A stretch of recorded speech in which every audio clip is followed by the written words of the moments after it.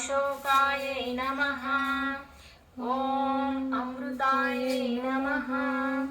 ॐ दीप्तायै नमः। ॐ पुष्टये नमः। ॐ विष्णुपत्न्यै नमः। ॐ लोकशोकविनाशिन्यै नमः। ॐ धर्मनिलयायै नमः। ॐ करुणायै नमः। ॐ लोकमात्रे नमः। ॐ पद्मप्रियायै नमः। ॐ पद्महस्तायै नमः।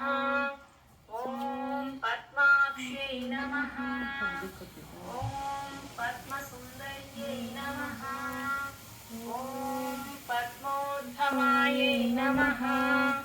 ॐ पद्ममुखे नमः। ॐ पद्मनाभप्रियायै नमः। ॐ रमायै नमः। ॐ पद्म